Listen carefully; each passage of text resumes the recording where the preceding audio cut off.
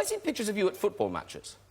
No. Have you been to a cricket match? No. No. But I went to Lord's today. Lord's Did you? the place where you play cricket. I went to it. Now, if you Google cricket, it brings up the home of cricket is Lord's. So she walked through the door, Taylor walked through the door, and she mentioned, "Oh, cricket, of course I know who you are." No, you don't. Yes, you don't, and you don't know what cricket is. Yes, I do. You wrote a book and you played the cricket and you... People love hearing him playing the cricket. It's a very long game. It's a very long game. Yeah. Yeah. It takes days. Is it Violent, possible right? to explain to Americans that you can have an international match where England are playing India or Australia, and it goes on for 5 days, and after the end of the 5th day, it can still be a draw?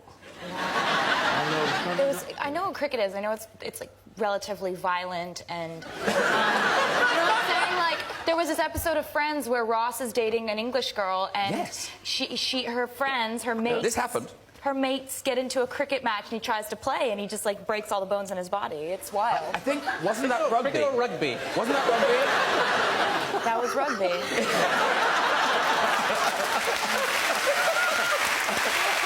Olivia Benson, I mean, she must be jealous that you're in the movie about cats, not her. She likes to pose for the camera. Yeah, so my second cat, my middle cat, Detective Olivia Benson, is a really photogenic cat. No, she is. I mean, check this out. Really I mean, special. How long has she been in the porn industry? She was doing, it's like a yoga, she was just doing that. No, but I love the face kind of like, and?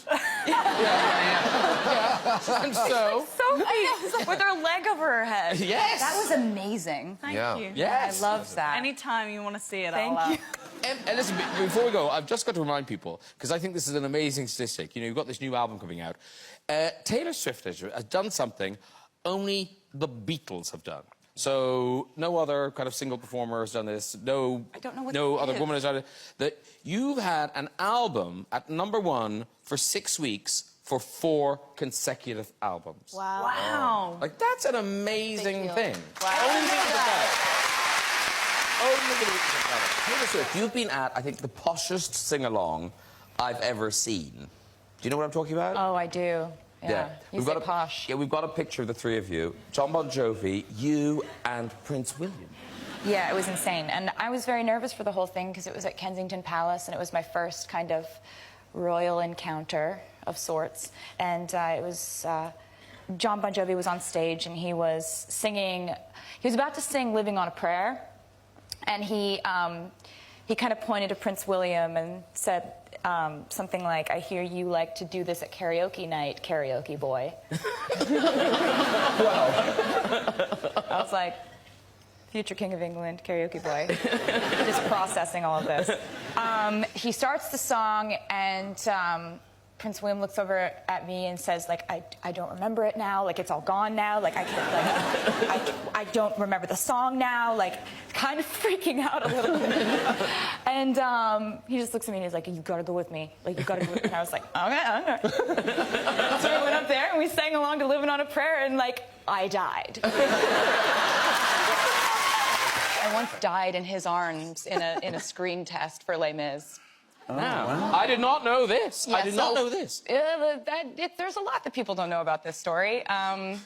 Basically, I was auditioning for 2 roles in Les Mis, and I'd done a few auditions and gone to New York and whatever, and I think it had been established that I had more of a look of Cosette, but I had the range vocally of Eponine, so it was established that, like, I was there for a good time, not a long time. I wasn't going to get this role.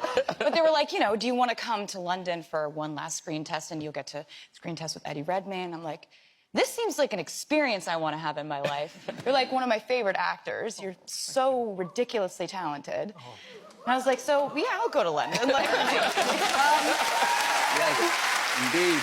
So I get there, and they're like, "Okay, so we really want to, like, make you look like Eponine. We're going to try to do it." It's the, you know, she wasn't, like, loaded. She had brown teeth, you know, like, she didn't have a lot of money, so a 19th century street urchin. Yes, exactly. I'm trying to say it in a way that makes sense, but She didn't floss. exactly. So they were like, "We're actually going to paint your teeth brown for this," and I'm like, "So you're going to do that after I meet Eddie Redmayne, right? That's not something you do before. I get to meet people and then you do the brown teeth." I'm like, "No, it's This is just everybody's gonna meet you with the brown teeth, and we're gonna like do like big circles under your eyes, like you're near death." And I was like, this has immediately become a nightmare for me. And so then I had, you were so nice, but I think when I met you, I was like, "You're so nice." What was hilarious was, as you walked in as a 19th century French street urchin, and I was not expecting that, but my overwhelming memory of it, Taylor, was I'd just been to Pizza Express beforehand, and I'd had some garlic dough balls. Oh, no. I thought we were going to be singing off with each other, but they had us. Also, it was so weird, because Taylor was dressed fully as Eponine, and I was, like, in my tracksuit. And they had us on the floor, like, singing Sweet Nothings into each other, and all I knew is I just had garlic bread. And I had brown teeth. So we're just it was one of these, it was like trying to show emotion, but you're at the same time not to weeping. punish you. You were weeping, and I just thought it was because of how I looked. Because you're Taylor Swift, can somebody ask you out? Yeah, I mean, they can. Theoretically. And you also go, "What the earth are you doing?" No, it's not like that. It's just that my life is really, really busy and really complicated, and it becomes kind of too chaotic when I involve someone else in it. And that's just something I've observed over time. If you give people one thing to talk about, they multiply it by 50 and they make all these sensationalized stories up about you. If you give people 0 to talk about, anything multiplied by 0 is still 0. You're on it. Yeah. It's just math. And what I like is the new single, which is a huge hit everywhere, Shake It Off, is that kind of philosophy of not getting bogged down in all that stuff. Yeah. It's a lot easier to deal with kind of this whole chaotic thing where people are allowed to say whatever they want about you and call a newspaper and that it's a national news story. It's a lot easier to handle that with a sense of humor.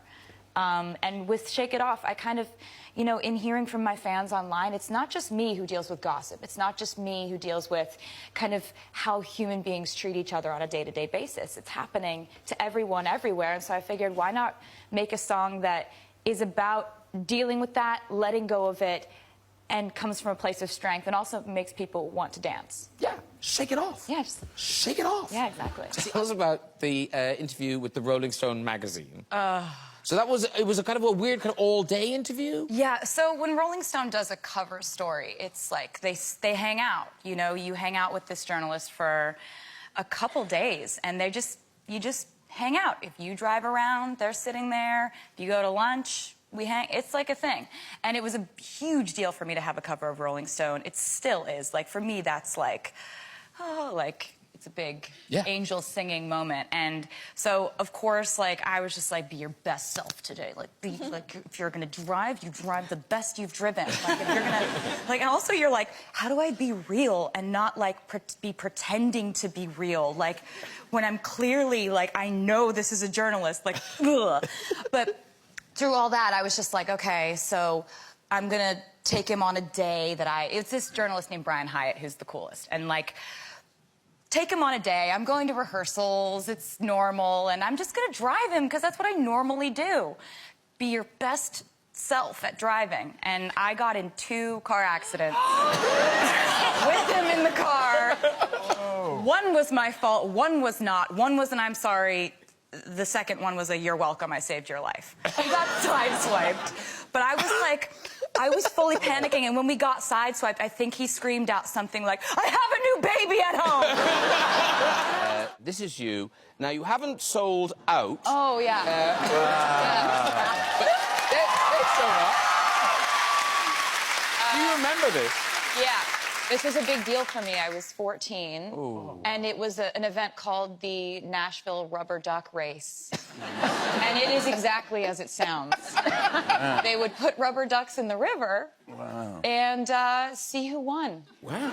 And I was the official entertainment. As you can see, the banner is incredibly high concept. It just says it like it is, you know, like this is her name. Did you play before the race or after the race? Oh, you know what? That's a really good question. I think I blocked a lot of this out. Okay, fair enough. I won't dwell. It might be triggering.